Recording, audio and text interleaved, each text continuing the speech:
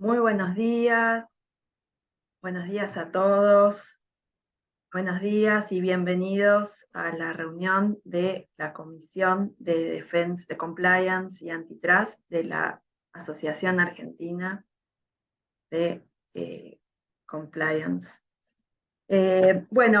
Estamos uniendo a 3 ciudades, a 3 países, estamos uniendo a Argentina, Brasil y España, a Buenos Aires, Brasilia y Madrid, con una particularidad. Estamos con 2 estaciones del año diferentes, primavera y otoño, y sin embargo estamos compartiendo la misma temperatura en Buenos Aires y en Madrid. Una locura total. Y con una ola de calor infernal en Brasilia. Así que, sin duda, tenemos que hablar de sustentabilidad. Así que, obviamente, Antitrust no es la excepción. Así que, bueno, hemos traído acá a 2 especialistas, a Susana Cabrera, que es socia de Garrigues, y a Amanda Antoide, que es consultora de Pineiro Nieto, 2 estudios súper importantes, tanto en Madrid como en Brasilia, así que sean muy bienvenidas. Y Fede, te lo dejo a vos sin más trámite porque tenemos muy poquito tiempo. Bueno, ¿cómo están? Muchas gracias, Susana, muchas gracias, Amanda, por unirse y por aceptar la invitación a charlar un poco de temas de competencia, sostenibilidad y compliance. Eh, Hace algunos años, en 2019, Margaret Vestager, comisionada de la autoridad alemana, llamaba a asumir un compromiso con la sostenibilidad y obviamente incluyendo el compromiso de las agencias de competencia del mundo de trabajar en pos de la sostenibilidad. Este año, hace unos meses, la Comisión Europea publica las directrices sobre exención por categorías, donde se establece que los acuerdos de cooperación horizontal, los acuerdos entre competidores, pueden dar lugar a beneficios económicos sustanciales en materia de sostenibilidad.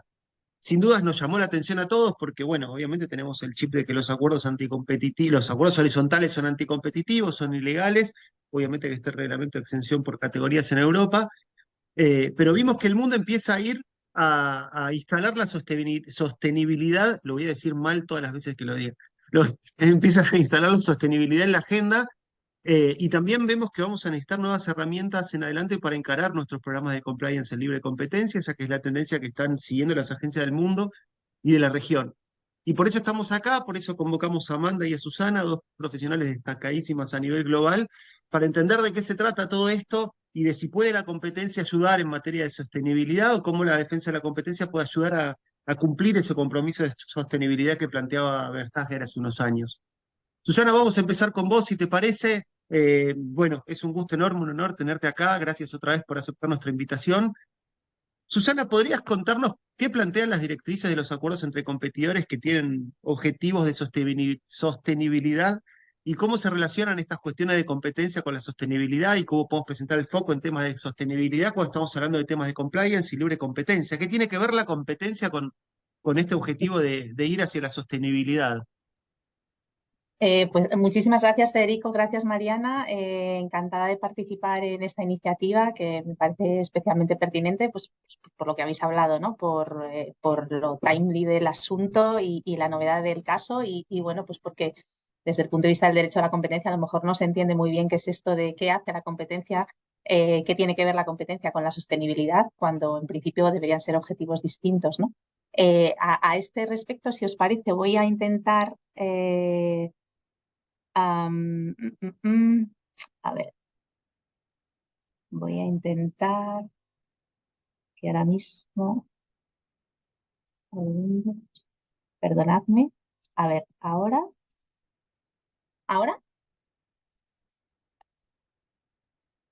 ¿estamos? ¿Veis la pantalla? Sí, perfecto. Sí, ¿Perfecto? perfecto. Sí, sí. Bueno, pues nada, lo dicho, ¿no? Entonces, bueno, este es un índice de cuestiones que vamos a tratar, pero un poco por ir a tu pregunta, Federico, yo casi que te respondería con otra pregunta, ¿no? Al hilo de lo que comentabas, ¿cabe cooperar con un competidor para desarrollar un nuevo producto más acorde con los principios medioambientales o para reducir emisiones en el proceso productivo sin incurrir en una conducta competitiva?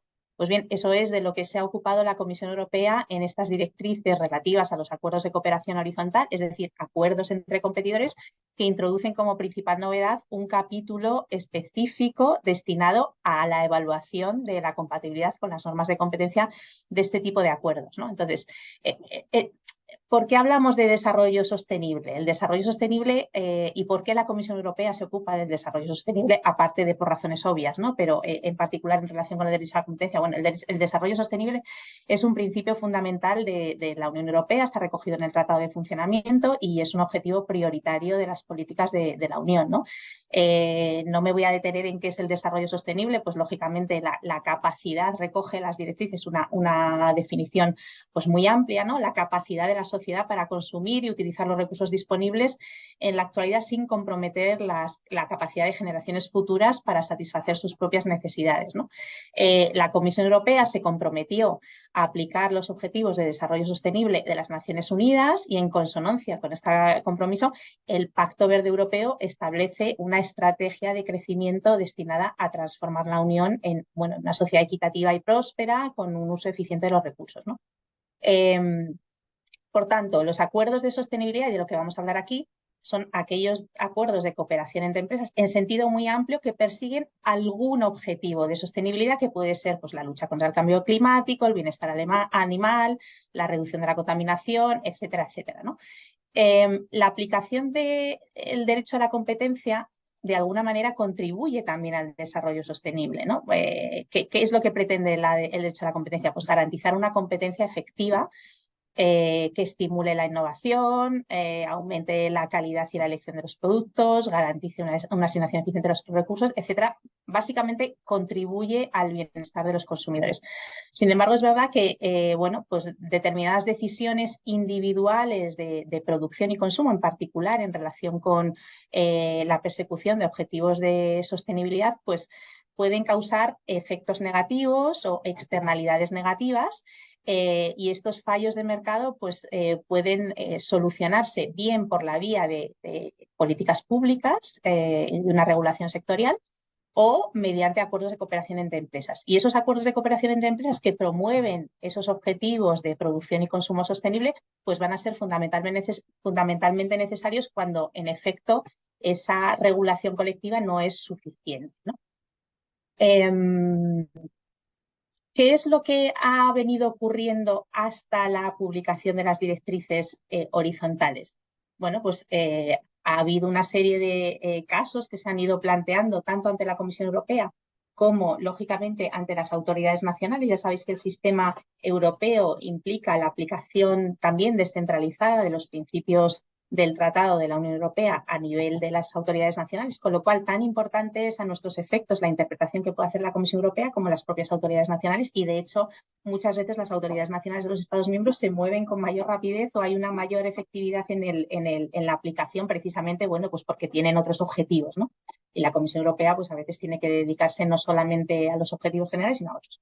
Entonces, se han enfrentado tanto la Comisión Europea como autoridades nacionales a distintos casos que afectaban a temas de sostenibilidad. Ahí recojo algunos ejemplos, no me voy a detener, pero por dar idea de la divergencia en la interpretación o la divergencia en cuán de importante considerar un objetivo de sostenibilidad cuando estamos analizando si un acuerdo entre competidores restringe o no restringe la competencia y si lo hace por su objeto o por sus efectos, ¿no? Entonces, ahí, por ejemplo, esa decisión de la Comisión Europea, simplemente a título ejemplificativo, ¿no? Del 2021, pues 5 fabricantes de coches que disponían de los medios y la tecnología para reducir la emisión de gases que generaban sus coches, mucho más allá de lo que la propia normativa establecía. Pues pactaron no aplicar su tecnología más allá de lo necesario, ¿no? Y por tanto, no competir en la reducción de la emisión de gases. Y ahí, pues la Comisión Europea, estoy simplificando muchísimo, pero a efectos ilustrativos, la Comisión Europea se sancionó con una multa de 875 millones de euros, ¿no? Al mismo tiempo, pues en otra decisión en el 2000, pues nuevamente la Comisión Europea analizó un acuerdo entre fabricantes de lavadoras que acordaron dejar de comercializar en la Unión Europea máquinas menos eficientes desde el punto de vista energético a pesar de que este acuerdo pues, era lógicamente anticompetitivo, porque es un acuerdo entre competidores que tiene un efecto o un impacto en la innovación y como tal, pues en uno de los parámetros de competencia, consideró que este acuerdo se podía acoger a la extensión del artículo 81.3, el actual 101.3, debido a que de alguna manera pues, reportaba beneficios, ¿no? Otro acuerdo y el último que comento, ¿no? Pues este caso fue un caso bastante sonado en Países Bajos. La autoridad de competencia holandesa desde este caso pues tomó conciencia de la necesidad de tener en cuenta los objetivos de sostenibilidad y de incorporar esos objetivos en el análisis. A raíz de este caso, donde los comerciantes minoristas acordaron reemplazar en los supermercados todo el pollo criado de forma no ética por otro éticamente criado que era bastante más caro y que incrementaba los precios, y la autoridad consideró que el acuerdo era anticompetitivo porque no existían beneficios para el consumidor que no estaba dispuesto a pagar un precio tan elevado, ¿no? Y bueno, pues ya insisto, este caso fue particularmente comentado en el país, y fue a raíz de esa iniciativa, bueno, pues que efectivamente la autoridad de competencia holandesa, que se ha revelado como una de las más activas en relación con estos asuntos, pues decidió que debía tomar partido, debía comenzar a hacer algo en relación con este tipo de asuntos, y sobre todo proporcionar a los operadores económicos unas bases suficientes como para que todo el mundo pudiera interpretar de qué manera estos acuerdos son analizados y otorgar la seguridad jurídica suficiente, que yo creo que es lo relevante, a estos operadores, con el fin de no frenar el desarrollo de este tipo de acuerdos, ¿no? Bueno, y ahí ha habido una serie de iniciativas que, reconociendo nuevamente los objetivos, las políticas y la importancia de los acuerdos de sostenibilidad y el Pacto Verde Europeo, pues como, bueno, ha habido distintas reacciones en el marco europeo, autoridades que han sido mucho más proactivas y otras, bueno, que han tomado un enfoque más prudente. En definitiva, lo que se ha visto es que es necesario o era necesaria una regulación de los acuerdos de sostenibilidad, las nuevas directrices horizontales. Estos acuerdos de sostenibilidad no son unos nuevos acuerdos, son acuerdos, digamos, que no constituyen una categoría distinta, pero que sí que plantean una serie de elementos que deben de ser tenidos en cuenta en este análisis. Y de ahí la necesidad de incorporar un acuerdo de los acuerdos de sostenibilidad dentro de las directrices. Bien, ¿qué es lo que contemplan las directrices? Y un poco por ofrecer el marco de análisis, ¿no? Las directrices es un documento o unos instrumentos que adopta la Comisión Europea precisamente para ofrecer a los operadores económicos unas pautas de interpretación acerca de la aplicación tanto de los reglamentos de exención por categoría, que básicamente son documentos que si los acuerdos de las empresas se adaptan a esos reglamentos de exención, pues digamos que se tienen que olvidar del derecho a la competencia, ya no se les aplica, digamos que ya no hay un problema de posible infracción, siempre que adaptes tu conducta a lo que esos reglamentos de exención establecen. Y por otro lado están las directrices, que lo que vienen a hacer es constituir un marco de análisis y orientación para que los operadores, a la hora de autoexaminar esos acuerdos horizontales a los que pueden llegar con sus competidores en relación con objetivos de sostenibilidad, pues puedan tener un marco esto, pues lógicamente no es blanco-negro a veces, pero sí que al menos hay unos parámetros de análisis que permiten a esos operadores analizar sus propios acuerdos, y de ahí la importancia y yo creo que la conexión con el compliance, ¿no? Insisto, no son acuerdos nuevos, deben de examinarse como el resto de los acuerdos de investigación y desarrollo, compra conjunta, comercialización conjunta, etcétera, etcétera, pero con los elementos que proporciona la Comisión Europea aquí. Entonces, lo relevante a estos efectos es que, de alguna manera, se recoge el objetivo de sostenibilidad como uno de los elementos que ha de tenerse en cuenta en el análisis. Esto es una novedad. Se reconoce, además, que los acuerdos de sostenibilidad pueden ayudar a paliar estas externalidades negativas que los procesos productivos y el consumo en general pues pueden generar en sentido amplio. Y también se recalca, como no podía ser de otra manera, esta exención de los acuerdos de sostenibilidad si se adecúan a lo que las directrices establecen, no pueden servir como pretexto para enmascarar acuerdos que en realidad tienen un objetivo anticompetitivo. Es decir, que por el marchamo de sostenibilidad eso no cura un acuerdo que verdaderamente tiene un objeto o un efecto restrictivo de la competencia. ¿Cómo establece el marco las directrices? Pues fundamentalmente viene a contemplar un capítulo donde recoge aquellos acuerdos de sostenibilidad que es poco probable que planteen problemas de competencia. Es decir, si en el autoanálisis que un operador viene a hacer su acuerdo se adecue a estos parámetros, pues en principio esos acuerdos no deberían plantear problemas de competencia, es decir, ni siquiera entrarían dentro del ámbito de aplicación de la prohibición de acuerdos que tengan por objeto de efecto restringir la competencia. Entonces, lógicamente para ello, pues no deben de afectar negativamente a los parámetros de competencia básicos, pues precio, cantidades, calidad, elección o innovación. En ese caso, pues digamos que no hay un elemento de los típicos que solemos analizar a la hora de determinar si plantea un problema de competencia. Y a modo de ejemplo, insisto, a modo de ejemplo, las directrices pues, ofrecen una serie de ejemplos o una serie de elementos que permiten determinar que ese acuerdo en principio no plantearía problemas. Por ejemplo, acuerdos que busquen garantizar el cumplimiento de requisitos o de disposiciones ya establecidas o de prohibiciones que ya sean precisas y claras en tratados, acuerdos o convenios internacionales que sean vinculantes, ¿no? Por ejemplo, imaginemos, un tratado internacional establece que no se puede utilizar un tipo concreto de madera tropical debido al alto grado de deforestación del área donde se produce. Pues teniendo en cuenta que eso está en un tratado internacional y que hay una disposición de rango superior que establece esa prohibición y es clara y precisa, pues los fabricantes de muebles europeos pues pueden acordar no utilizar ese tipo de madera para fabricar muebles, porque ya está establecido en un tratado internacional. Es un ejemplo. Acuerdos que no se refieran a la actividad económica de las empresas, sino a su conducta corporativa. Por ejemplo, una asociación de empresas acuerda que todos sus miembros utilicen una determinada temperatura ambiente en sus oficinas y que no se encienda el aire acondicionado por encima de X grados, ¿no? O que la calefacción no se utilice a menos que la temperatura sea tanto. O medidas para eliminar los plásticos de un solo uso de sus locales comerciales. Es decir, más cuestiones relacionadas con conducta corporativa de las empresas. Tercer tipo de acuerdos, pues aquellos acuerdos, y aquí puede ser quizá un poco más peliagudo, aquellos acuerdos que busquen crear una base de datos que contenga información sobre proveedores o sobre procesos de producción o sobre distribuidores que tengan cadenas de valor no sostenibles, ¿no? Pues por ejemplo,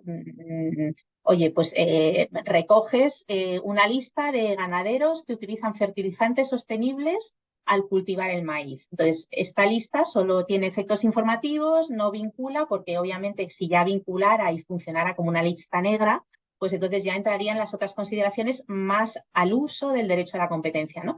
Pero si es una lista que simplemente recoge información, lógicamente no intercambia información confidencial, etcétera, pues en principio eso sería acorde con el derecho a la competencia. O acuerdos para la organización de campañas de sensibilización, de clientes sobre el impacto medioambiental, siempre que, lógicamente, no supongan una publicidad conjunta de determinados productos, porque eso ya te lleva a una homogeneización de condiciones en el mercado, lo cual sí que es un problema de competencia.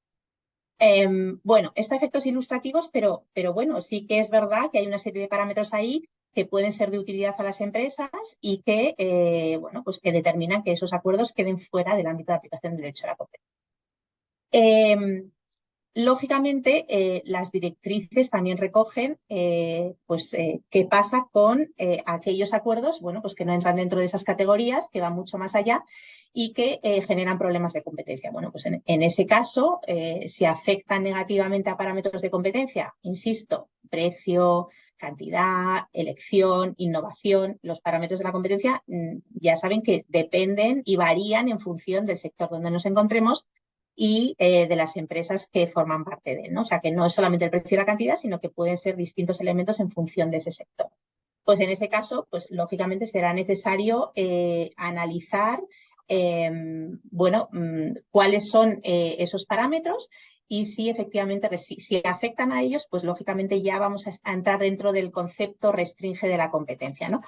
Si además ese acuerdo persigue un objetivo de sostenibilidad, bueno, pues entonces lo que dicen las directrices es que cuando las partes de un acuerdo demuestren que el objeto principal es la consecución de ese objetivo de sostenibilidad y cuando ello suscite pues unas dudas razonables sobre si el acuerdo por su propia naturaleza, bueno, pues habida cuenta de su contenido, etcétera, tiene un grado suficiente de perjuicio, pues entonces hay que analizar primero si es una restricción por el objeto, ¿vale? Y, es decir, que no sea un acuerdo encubierto de fijación de precios, por ejemplo, o de limitación de la producción o de las cantidades, que claramente las directrices se exceptúa. Y en su caso ver cuáles son los efectos que ese acuerdo está generando en el mercado, ¿no? Y para ello, pues hombre, pues como las directrices no son magia, pues lo que proporciona es únicamente elementos a tener en cuenta a la hora de determinar si esos efectos son o no restrictivos de la competencia, ¿no? Y bueno, y ahí yo creo que entramos en la lista general de cuestiones a tener en cuenta cuando se evalúa un acuerdo ante el derecho a la competencia, pues poder de mercado de las partes, grado en que el acuerdo limita la independencia, cobertura del mercado, es decir, si afecta al 80% del mercado o solamente a un 20%, si se intercambia o no información confidencial, si el acuerdo va a dar lugar a un aumento de los precios, etcétera, etcétera. Entonces, bueno, imaginemos que nuestro acuerdo efectivamente entra dentro del artículo 101.1, que es el artículo dentro del tratado que determina que restringe la competencia, ¿no? Bueno, pues ya tenemos un acuerdo que lo que tenemos que analizar es si genera efectos positivos, sin perjuicio de que tenga un objeto de efecto restrictivo, si genera efectos positivos en el mercado, ¿no? Y a nivel europeo, pues hay una serie de parámetros que hay que cumplir. Pues el acuerdo, ¿vale? Genera efectos restrictivos, pero a la vez contribuye a mejorar la producción y la distribución de los bienes, a fomentar el progreso técnico-económico, le otorga una participación equitativa a los consumidores, no impone restricciones excesivamente indispensables. Bueno, esos son los elementos que las directrices analizan, lógicamente, bajo el prisma del contexto europeo, pero que yo creo que son igualmente útiles para cualquier autoridad de defensa de la competencia, sea cual sea su sistema de aplicación, en el sentido de que intelectualmente cubre cuestiones que deben de ser tenidas en cuenta a la hora de evaluar esos efectos y a la hora de determinar si los beneficios que ese acuerdo produce en el mercado, bueno, pues son suficientes como para eliminar esos efectos restrictivos, ¿no? Entonces, nuevamente, ¿qué son los elementos que tiene en cuenta? Pues teniendo en cuenta esas 4 condiciones que se necesitan en el ámbito europeo, pues lo que tendrá que analizarse es si ese acuerdo mejora la eficiencia, ¿no? Entonces, si produce, que es una de las primeras condiciones del artículo 101.3, que produce esa exención. Entonces, en esencia, que el acuerdo contribuya en términos generales bueno, pues a objetivos de eficiencia, ¿no? Reducir costes de producción, aumentos de variedad y calidad de los productos, mejoras en los procesos de producción. Es decir, como veis, es el sentido amplio, caben muchas cuestiones en el concepto de eficiencia y permite tener en cuenta una amplia gama de beneficios para la sostenibilidad derivadas del uso de determinados ingredientes, tecnologías o procesos productivos, ¿no? Bueno, lógicamente las eficiencias no pueden solamente alegarse, sino que hay que justificarlas, deben ser objetivas, deben ser verificables, deben ser concretas, etcétera. Pero vamos, hay muchas eficiencias y muchas posibilidades de argumentar la existencia de estas eficiencias. Carácter indispensable. Este es otro de los elementos, es la tercera condición prevista en el artículo 101.3 del tratado. Y, bueno, básicamente aquí ¿a dónde vamos? Pues el acuerdo no debe imponer restricciones de la competencia que no sean indispensables para alcanzar los beneficios y se debe de demostrar en efecto, bueno, pues que el acuerdo es necesario para que se materialicen esos beneficios, ¿no? en principio, cada empresa debe decidir por sí misma cómo lograr los beneficios en materia de sostenibilidad y en la medida en que los consumidores valoren esos beneficios, el mercado en principio como debe actuar es recompensando esas buenas decisiones y castigando las malas. Pero, como decíamos antes, hay externalidades negativas y esos efectos no son siempre tan claros ni tan directos, ¿no? Entonces, si efectivamente hay demanda en el mercado para productos sostenibles, ¿no? Es decir, el mercado ya ha descontado la necesidad de contar con con productos sostenibles, con independencia de que ello implique un mayor precio o un mayor coste en el proceso productivo. En principio, pues ese acuerdo no es indispensable porque el mercado ya lo descuenta. Tampoco es indispensable cuando hay una regulación completa, lo que hablábamos antes, ¿no? Si hay una regulación que establece de manera completa estos beneficios, estos acuerdos, estos beneficios, pues entonces en principio no sería necesario esa actuación de los operadores particulares, ¿no? En cambio, es indispensable pues cuando, aunque hay una regulación, pues a lo mejor esa regulación no abarca absolutamente todo, sino que hay todavía un margen en esa cooperación entre los competidores pues para obtener mejores beneficios todavía de los que recoge la legislación o incluso hacerlo más rápido, ¿no? Otro elemento, el beneficio para los consumidores. En el beneficio para los consumidores, normalmente es una de las condiciones del apartado 101.3, abarcando consumidores un concepto pues amplio, directos, indirectos, de los productos cubiertos por el acuerdo, y ahí es uno de los elementos que también hay que acreditar, es decir, los consumidores tienen que tener una participación equitativa básicamente, bueno, pues para materializar que esos beneficios derivados del acuerdo compensan el perjuicio causado, ¿no? Y ahí es interesante ver cómo nuevamente las directrices adoptan un concepto muy amplio y bastante imaginativo de beneficio, ¿no? A la hora de acreditar por parte de los operadores que esos beneficios se están produciendo, ¿no? Entonces, habla de 3 tipos de beneficios. Los beneficios individuales del valor del uso, es decir, esto sería un poco un análisis tradicional, es decir, ese producto se usa y genera unos beneficios directos en el consumidor que los usa, ¿vale? Ahí señalaba uno de los ejemplos, ¿no? Pues hortalizas cultivadas con abonos orgánicos pueden tener un mejor sabor y ser mejores para el organismo que las hortalizas producidas con abonos no orgánicos, ¿no? Eso es un beneficio directo al consumidor que consume esos productos, ¿no? No sé, del mismo modo, sustituir el plástico de ciertos productos por materiales más duraderos, pues puede aumentar la duración de esos productos y los consumidores pues pueden disfrutar de una mayor calidad en esos productos, ¿no? Esos serían los beneficios individuales del valor del uso.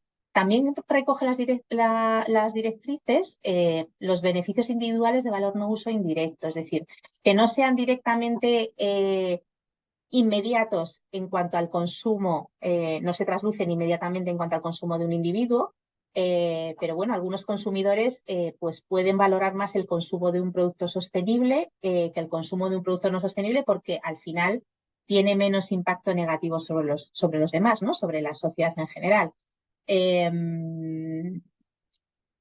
Ahí, bueno, ponía algunos ejemplos de que el consumidor puede estar incluso dispuesto a pagar un precio más elevado o limitar su elección de productos pues para beneficiar al conjunto de la sociedad, ¿no? Nuevamente, las directrices son cuidadosas al señalar la necesidad de que todos estos beneficios y todas estas argumentaciones sean claras, verificables. Las partes del acuerdo pues tienen que poder aportar pruebas de las preferencias reales de los consumidores. Es típico en estos casos, pues a lo mejor aportar encuestas, bueno, pues que esas encuestas no estén dirigidas a proyectar preferencias propias sobre los consumidores, sino que los consumidores sean capaces de, oye, pues de determinar que efectivamente se está produciendo un beneficio, ¿no? Y por último, beneficios colectivos, ¿no? Que ya es, bueno, pues ya es independiente incluso de la apreciación del producto por parte de un individuo o de un sector más amplio de la sociedad y llega incluso a considerar adecuados o suficientes para justificar este elemento, el que esos beneficios incluso se trasladen a otro mercado, ¿no? Y a esos efectos, pues, ¿qué es lo que hay que acreditar, ¿no? Pues describir los beneficios y aportar pruebas de su existencia, como decíamos, definir quiénes son los beneficiarios, demostrar que los consumidores se solapan con los beneficiarios del otro producto, es decir, una serie de elementos que al final te llevan a que hay un beneficio que, aunque no sea tan directo, sí que trasluce al conjunto de la sociedad de manera colectiva, ¿no? No eliminación de la competencia. Este es el último de los requisitos que es necesario para acreditar la existencia de una exención. Y en este caso, pues, bueno, pues básicamente el acuerdo no debe ofrecer a las empresas la posibilidad de eliminar la competencia de manera total. Tiene que existir siempre una competencia residual en el mercado concreto donde se está examinando este acuerdo. Y bueno, pues por ejemplo, si los competidores compiten en gamas de productos diferenciados, todos en el mismo de referencia, pues puede eliminarse la competencia respecto a una determinada variante, pero no sobre el resto de las variantes. O del mismo modo, si los competidores deciden no utilizar una tecnología contaminante concreta o un determinado ingrediente no sostenible en la producción de sus productos, pues la competencia no se elimina si siguen compitiendo en precio o en calidad, aunque se haya eliminado respecto a uno de los aspectos por los cuales esos competidores podrían competir. Estos serían los 4 requisitos, ¿no? Hay un capítulo en las directrices que, bueno, pues que es también interesante y que lo contempla de manera individualizada, que son los acuerdos de estandarización de la sostenibilidad. Estos acuerdos los considera como una subcategoría dentro de los acuerdos de sostenibilidad y tienen un capítulo específico en las directrices y, bueno, de alguna manera con el fin de contribuir al desarrollo sostenible, pues es posible que los competidores desean acordar la eliminación gradual o la retirada o la sustitución de algunos productos y procesos, ¿no? Y pueden a lo mejor querer armonizar materiales de envasado para facilitar el reciclado. Es posible que deseen aceptar comprar únicamente insumos de producción que se hayan fabricado de manera sostenible o a través de armonización de un etiquetado concreto. Este tipo de acuerdos de estandarización tienen una regulación particular dentro del análisis de los acuerdos horizontales, pero se considera que en este caso, bueno, también tienen características específicas, ¿no? Porque, bueno, de alguna manera la adopción de un estándar de sostenibilidad pues puede dar lugar, por ejemplo, a la creación de una etiqueta, ¿no? Un logo, una marca, y eso también puede dar lugar a que, oye, pues los que no estén utilizando la etiqueta o la marca pues quedan expulsados del mercado o algún tipo de actuación colectiva en relación con ese desarrollo de esa etiqueta que establece a lo mejor un estándar de calidad determinado, ¿no? O en segundo lugar, pues no sé, el coste de respetar y cumplir un estándar de sostenibilidad pues también puede ser elevado si eso requiere cambios en el proceso de producción, ¿no? Entonces, en definitiva, hay una serie de elementos que pueden tocar aspectos de competencia en cualquier acuerdo de estandarización en relación con objetivos de sostenibilidad y es por ello que, bueno, pues son tratados específicamente, ¿no? Y ahí, bueno, pues las directrices son bastante claras, ¿no? Establece una especie de salvaguardia regulatoria blanda, lo llaman así, que viene a decir que si se cumplen 6 condiciones cumulativas determinadas, que son las que recojo en esta transparencia, pues en principio el acuerdo de estandarización con un objetivo de sostenibilidad sería acorde con la normativa de competencia, ¿no? Bueno, pues básicamente yo creo que principios comunes a cualquier análisis de competencia, ¿no? Pues que sea transparente y accesible a todos, que no imponga a los que no quieran participar en ese estándar o en esa armonización, pues obligación de cumplirlo, dejar la posibilidad de aplicar estándares de sostenibilidad más amplios, lógicamente no intercambiar información confidencial más allá de la propia necesaria para llevar a cabo el acuerdo y aún así con las salvaguardas necesarias, garantizar un acceso efectivo y no discriminatorio a todo el resultado de la estandarización y bueno, o bien no dar lugar a un aumento de precio o una reducción de la calidad o que la cuota de mercado de las empresas que participan en este esfuerzo armonizador no supere el 20% de mi mercado afectado por el estándar, ¿no? Entonces, bueno, yo creo que aquí en este particular aspecto, pues las directrices son sin duda bastante claras, ¿no? Y ya, yo creo que ya voy a acabar. Simplemente, Sí, sí, acabo ya. perdón que te interrumpa. Yo Estamos creo que una ahí cosa con el tiempo repasado. Sí, sí, ya veo. Una cosa importante es que es importante tener en cuenta que si las autoridades públicas han participado de alguna manera en la consecución de un acuerdo de cooperación entre competidores, no por el hecho de que las autoridades públicas hayan participado, exime a los participantes o incluso la hayan fomentado, exime a los participantes de la aplicación del derecho a la competencia. Por lo cual yo creo que esto es una cosa relevante que hay que tener en cuenta. Y yo creo que, bueno, me quedo aquí, perdón, y ya seguimos en las preguntas al final. Muchas gracias, Susana. La verdad que es súper interesante para quienes hacemos compliance en libre competencia conocer las directrices y tu presentación para entender que estos elementos que plantea Europa nos permiten saber hasta dónde nuestro programa de cumplimiento en libre competencia los estamos ejerciendo de manera correcta o hasta dónde podemos ir con decisiones de la empresa y en materia de sostenibilidad, me va a costar siempre. Y saber que por más sostenible que sea un acuerdo anticompetitivo, no nos va a limpiar una conducta anticompetitiva, sino que hay que encontrar ese balance entre adecuarse a los parámetros de exención y las directrices. Vamos a seguir, si les parece, con Amanda. Amanda, muchísimas gracias por aceptar también nuestra invitación. Es un placer tenerte acá, un placer enorme.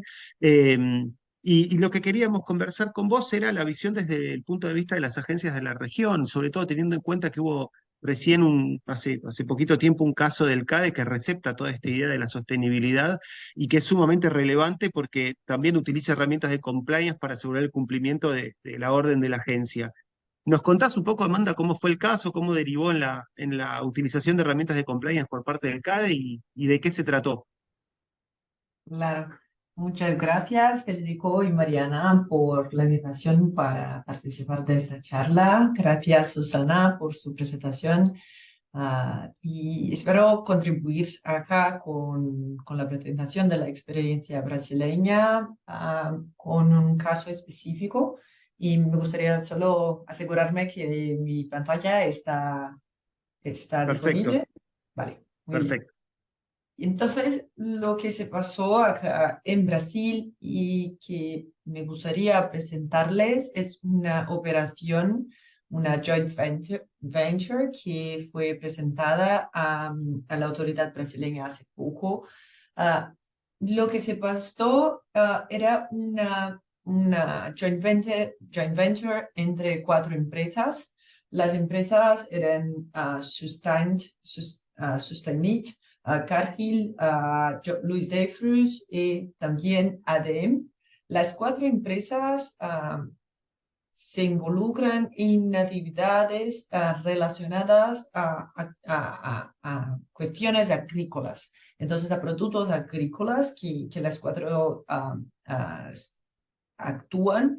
Pero lo que pasa, lo más interesante, por lo menos en mi punto de vista, es que la autoridad brasileña, el CADE, no exactamente analizó los mercados relevantes en productos agrícolas. Entonces, lo que era la operación para que podamos entonces refletir juntos.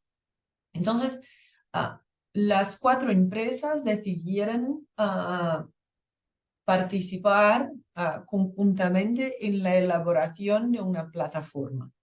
Y la plataforma entonces tenía 3 retos principales, que sería la estandarización de metodologías de medición de sostenibilidad. Entonces, el tema de sostenibilidad es como un reflejo de la plataforma, de la operación que el reto principal es la creación de una plataforma.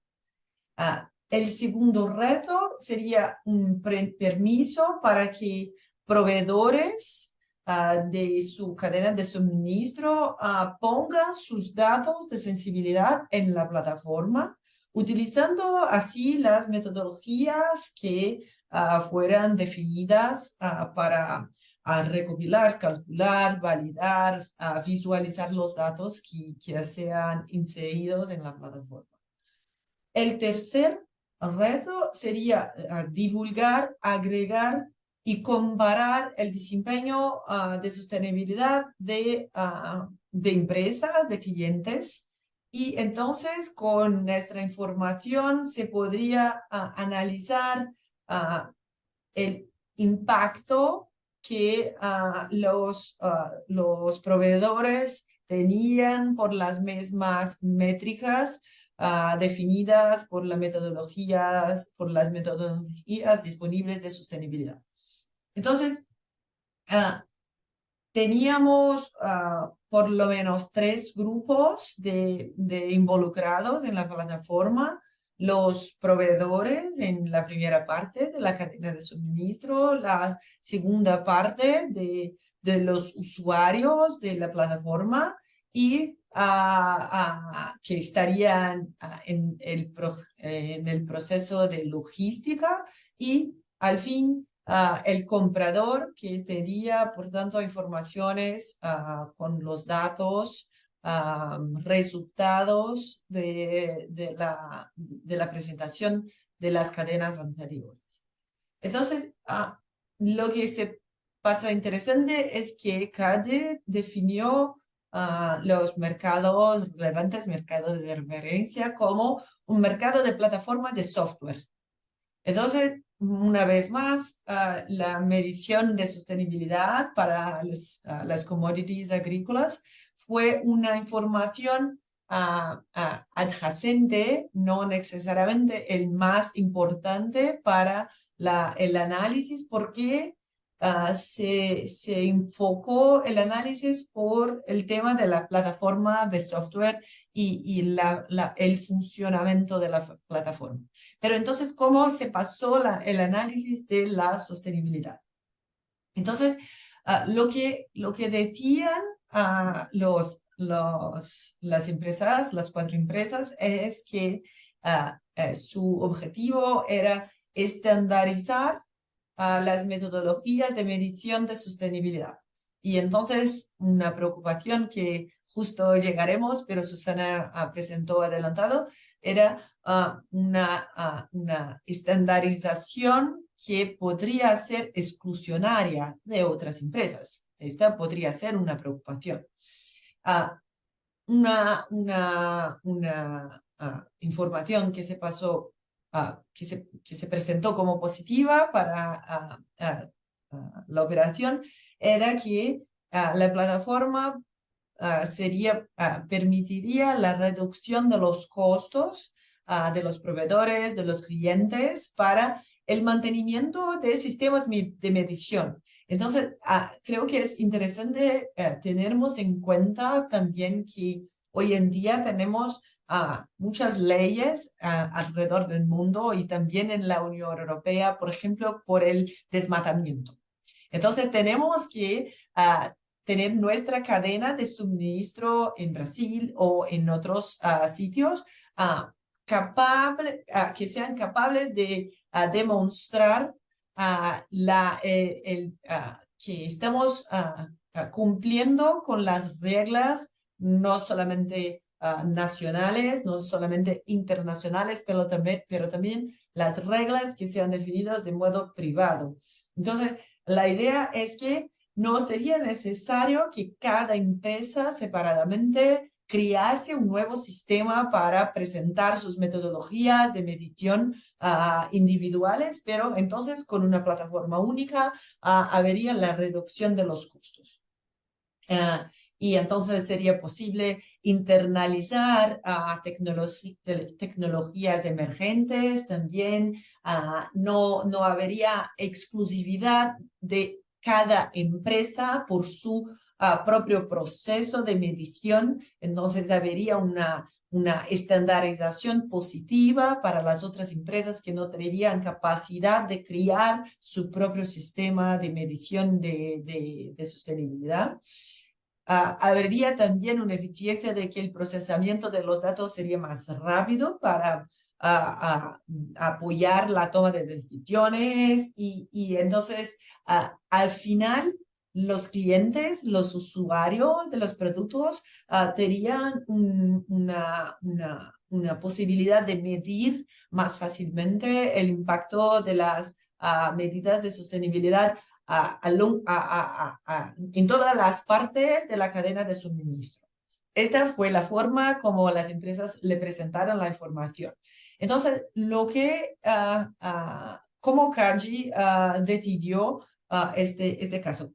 3 preocupaciones fueron traídas por la autoridad brasileña. La primera, y creo que la más obvia para todos, sería la preocupación de la plataforma crear normas o estándares que tendría el resultado de exclusionar otros participantes que no sean parte de la iniciativa. La posición al final del tribunal fue que como la plataforma no tendría mecanismo de verificación de datos ni promovería un celo o una etiqueta de sostenibilidad para los proveedores, no sería posible exclusionar por medio de la plataforma.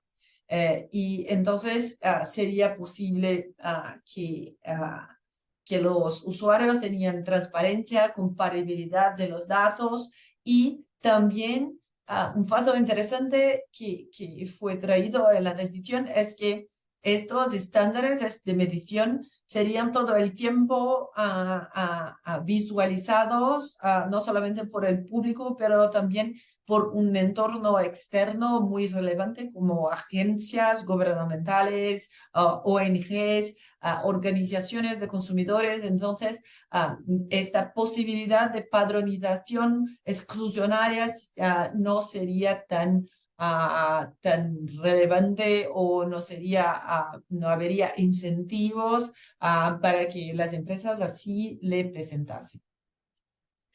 La segunda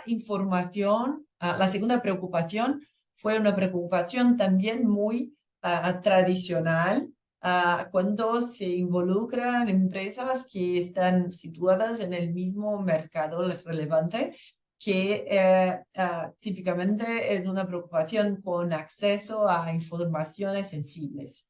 Entonces, la preocupación que se pasa por detrás es la plataforma podría involucrar las 4 empresas en un intercambio de informaciones que tendría la posibilidad de al final homogeneizar o promover un cártel entre las empresas. Esta era la preocupación. Y entonces lo que se pasó interesante era que los comisionados entendieron que las políticas y los procesos internos definidos habían adelantado desde el inicio de la joint venture. Habría reglas con lineamientos y compromisos para evitar el intercambio de informaciones sensibles. Y que se quedaba prohibido el intercambio de datos e informaciones y que todos los otros que no serían los accionistas de la joint venture tenían iguales oportunidades de se utilizar de la plataforma y no habría una ventaja competitiva derivada de su condición de accionista en la plataforma. Y no habría, por tanto, exclusividad por el uso de la plataforma tampoco. Entonces, la existencia de documentos previos definiendo claramente la forma de utilización o no de los datos y de las informaciones que se van a poner en la plataforma fue considerado un elemento relevante para la aprobación al final por la autoridad brasileña. Y la existencia de reglas de no exclusividad, no discriminación, no privilegio. Y por fin, había una preocupación con el solapamiento horizontal, pero lo que mencioné antes, el solapamiento horizontal acá no fue analizado como un solapamiento en los mercados agrícolas, sino en verdad como un solapamiento horizontal en mercados informáticos, y las empresas no tenían esta actuación relevante en la operación anterior que fue presentada por alguna de esas empresas en la actividad de digitalización de información en el proceso de comercio. No fue considerada tan relevante porque tenía menos de un 20% de participación en el mercado de software. Entonces, ellos entenderán que la operación no traía problemas en el mercado de programas informáticos. Al final, lo que podemos tener como algunas conclusiones iniciales por este caso es que esta joint venture no era una joint venture con el principal reto tener un acuerdo con un reto más amplio de promover la sostenibilidad, pero en verdad una joint venture de datos, informaciones, y que la información, el contenido de la información, ahí sí era una información relacionada a sostenibilidad. Y no había la creación de sellos o etiquetas de sostenibilidad. Esto fue un punto relevante para la autoridad. La existencia de reglas antecedentes por no compartir informaciones sensibles, y también no discriminación, transparencia, no exclusividad, estas fueron relevantes para la toma de decisión de los comisionados. Entonces, lo que tenemos acá en Brasil en este momento es que, aparte del comisionado Víctor, que es un comisionado interesado en el tema de sostenibilidad, la mayoría del CADE actualmente todavía nos parece reticente en el tema de sostenibilidad. No tenemos todavía guías o delineamientos más claros por la autoridad si habría una excepción por acuerdos de sostenibilidad. No, en verdad lo que se pasa en las presentaciones públicas de los comisionados, del comisionado presidente, es decir, que no hay exclusión de responsabilidad por empresas que hayan acuerdos entre competidores con retos lo más buenos que sean de sostenibilidad. No hay una exclusión. Entonces, creo que es interesante esta frase final que fue proferida por el comisionado presidente, que dice que voto a favor de la aprobación sin restricciones debido a la ausencia de problemas de competencia, no teniendo como base para la toma de decisiones cuestiones relacionadas con la sostenibilidad, a pesar de que dichas cuestiones han sido merecidamente mencionadas en la votación del comisionado informante. Esta es una distinción clave, ya que el papel del CADE es proteger la competencia. Entonces, en todos los eventos que se presentan, dice, nosotros acá en la autoridad de competencia no tenemos como un reto, un objetivo, analizar cuestiones de medio ambiente, de sostenibilidad.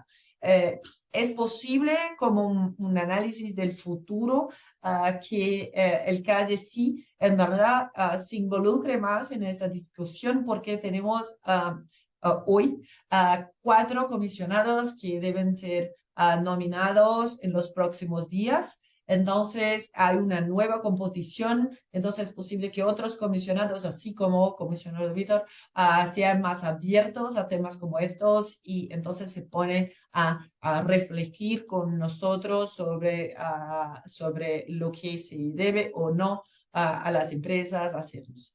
Creo que estas son mis consideraciones por el caso brasileño y muchas gracias una vez más por la invitación. Gracias, Amanda. La verdad que está buenísimo lo que comentás y se complementa con lo que venía diciendo Susana, sobre todo porque, con la explicación que nos dio Susana de las directrices, sobre todo para saber dónde estamos parados en Latinoamérica, que siempre miramos a la vereda de enfrente y siempre miramos hacia Estados Unidos en qué avances hay en la materia. Y creo que es el primer pasito el de Brasil, pero todavía nos falta un montón siempre nos falta un montón. Pero sí creo que es el primer pasito en la región que las agencias de competencia van a ir siguiendo por más de esta última frase que comentabas. Tenemos algunas preguntas que en realidad entiendo que ya fueron contestadas a medida que fueron haciendo las presentaciones, por eso, y como nos vamos quedando sin tiempo, les voy a hacer una pregunta final a las dos para que puedan tomar un minuto ya a modo de reflexión. Y teniendo en cuenta lo que veníamos hablando, las directrices y este caso de Brasil, me gustaría preguntarles si creen que desde el punto de vista de compliance, antitrust, se pueden tomar alguna medida en forma anticipada para prevenir riesgos de competencia sobre la base de sostenibilidad. Y cómo podríamos implementarlo, ¿no? Si la conveniencia es mejorar guidelines internos, trabajar más cerca de las agencias, cómo podemos nosotros como compliance officers en temas de competencia mejorar nuestros riesgos cuando en el medio tenemos temas de sostenibilidad. Susana. Sí, Federico, gracias. Gracias a Amanda por la presentación, que estuvo buenísima. A ver, efectivamente, yo creo que, como decía en la presentación, los acuerdos de sostenibilidad no son una categoría distinta de acuerdo de cooperación horizontal, ¿no? Y si tenemos en cuenta cualquier otro acuerdo de cooperación horizontal entre competidores a la hora de establecer directrices internas en las empresas para asegurar el cumplimiento de los mismos con el derecho a la competencia, de la misma manera, los acuerdos de sostenibilidad deberían también igualmente ser valorados internamente y establecer los protocolos adecuados para asegurar o al menos intentar asegurar que esos acuerdos cumplen con una serie de elementos que permiten a las empresas justificar que efectivamente, a pesar de ser acuerdos entre competidores, pues no trascienden a la competencia, no tiene esos efectos en el mercado o hemos establecido las salvaguardas para evitarlo, ¿no? Entonces, a mi modo de ver, sí que debería entrar dentro de uno de los elementos adicionales en el quehacer de las empresas y dependiendo, lógicamente, del sector donde nos encontremos, con mayor efecto, ¿no? Pues yo creo que en este caso, aunque la sostenibilidad afecta a todo, parece que la evolución normativa vaticina que existen determinadas industrias más propensas a la colaboración empresarial para lograr este tipo de objetivos, ¿no? Pues pueden ser sector agrícola, industriales, energéticos. Entonces, creo que sí que deben de formar parte del protocolo interno de cada empresa a efectos de compliance y bueno, lo ideal sería que lógicamente las autoridades pues fueran elaborando guías al respecto, pero como un elemento más dentro de las guías necesarias para asegurar el compliance. Gracias, Susana. Amanda. Sí, es una cuestión interesante porque creo que se pasa por el nivel de riesgo que la empresa está intencionada a cubrir. Entonces, por ejemplo, acá en Brasil hay una disposición que las empresas pueden llegar a la autoridad y presentar una consulta. Y entonces, si presenta la consulta en adelantado, se puede tener una respuesta, pero la respuesta puede ser no. Si preguntas, tiene que estar dispuesta a responder, a que conteste no. Entonces, si presenta un acuerdo con un reto de sostenibilidad y tomas una contestación de no, ¿cuál es la posibilidad para las empresas? Entonces, hoy en día, como en Brasil no hay una directriz clara por la posibilidad o los contornos, todavía no se ha presentado consultas, por ejemplo, con este tema. Es posible, claro, tener directrices en cuenta las directrices de otros países como un informe, por ejemplo, la directriz de la Unión Europea, las directrices de Holanda, de Grecia, de las autoridades que están más adelantadas en el tema, es posible tener en cuenta, pero creo que estas directrices son importantes para que las empresas tengan sus documentaciones internas por las justificativas del acuerdo. Entonces, si la autoridad brasileña se presenta un nuevo caso contra las empresas por el acuerdo de sostenibilidad, que tengan internamente en la empresa los cambios de correos electrónicos, las presentaciones, las justificativas que evidencien que aquel acuerdo no era un acuerdo con un reto anticompetitivo, por lo contrario, tenía justificativas muy interesantes. Es claro que es difícil porque por lo menos acá en Brasil este caso sería un caso típicamente considerado como informaciones sensibles y cárteles y informaciones sensibles, cárteles típicamente son considerados como un ilícito por objeto, como una regla per se, y entonces no se aceptarían típicamente justificativas o defensas, pero bueno, estamos en un nuevo ambiente y estos casos van a ser decididos en muchos años más. Entonces creo que como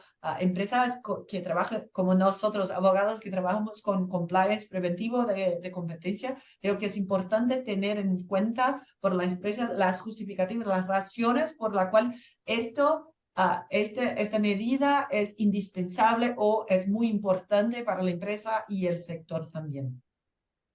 Clarísimo, está clarísimo que hace un elemento sostenible en un acuerdo, no lo hace pro-competitivo o legal por sí mismo, y Europa, gracias a Dios, nos da las herramientas para poder empezar a evaluarlos internamente.